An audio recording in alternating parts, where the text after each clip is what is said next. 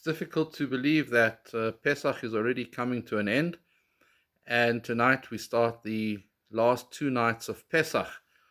Just a reminder that Pesach, as you all know, in the diaspora is 8 days. In Israel, it's 7. We have 1 day Yontif in Israel, followed by 5 days Chol HaMoed, and then the last day of Yontif.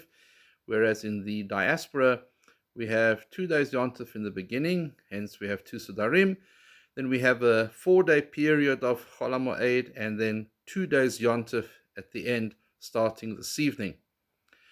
Interesting that the 7th day of Pesach, the Torah doesn't mention anything in particular that happened. However, tradition teaches us that it was on the 7th day of Pesach that we had Kriyat Yam Suf, the crossing of the Red Sea. After the 10 plagues, Pharaoh gave the Jews permission to leave Egypt, and then he had a change of heart. And it was on the 7th day of Pesach that the actual crossing of the Red Sea happened.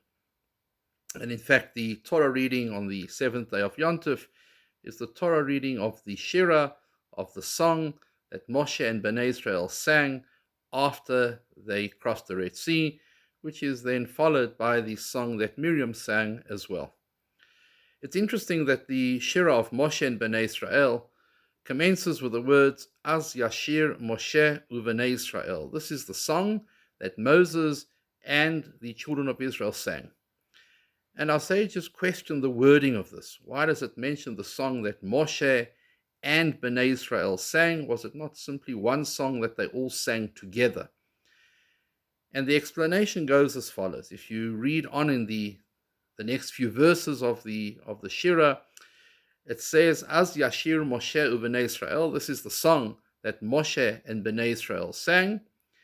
And then it goes on to say, Ashir al Hashem ki ga'o ga'ah. We give praise to the Almighty for the wonderful things that have happened. Sus v'rochvo ramavayam. The Egyptians drowned with their horses and their chariots. The Midrash goes on to explain that the first part of the verse, the part giving praise to Hashem, was sang by Moshe, and the second part of the verse, Sus v'rochvo ramavayam, the drowning of the Egyptians and their chariots, that was sung by Bnei Israel. In other words, although they all saw the same thing, there was a difference. The difference was that Moshe saw the greatness of Hashem.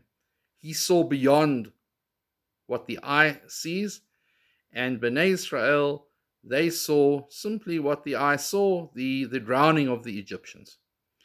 In other words, when it comes to leadership, leadership sees the greater picture, not just what the eye sees, but they see beyond what the eye sees. And the masses, they were only able at this point in time to see what the eye allows them to see.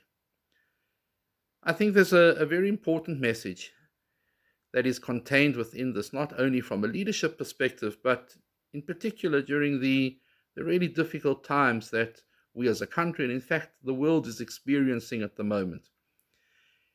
And each person needs to rise to the position of leadership. We can see what is happening, and we can be brought into a vortex of negativity. On the other hand, we need to see the bigger picture. And please God, the bigger picture will be a picture that within time, cures will be found. Within time, we will start to return to a normal way of life, albeit hopefully a different way of life. But we mustn't just read statistics and simply focus on statistics. That is what the eye sees.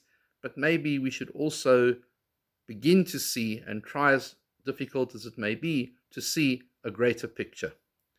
Please God, we should continue davening, praying for a speedy recovery to the entire world, in particular those that are ill. And of course, we need to continue with the measures that have been put in place in order to see an end to this pandemic. A reminder that the lighting of candles this evening, Yontif, starts at 5:34. That is the time for lighting candles. And also a reminder that this evening we do not recite Shehecheyanu, both at the time of lighting the candles, also during the time of Kiddush. This is not a new Yontif, but merely a continuation of Pesach that started a week ago. take the opportunity of wishing you all a Chag Sameach, a good Yontif.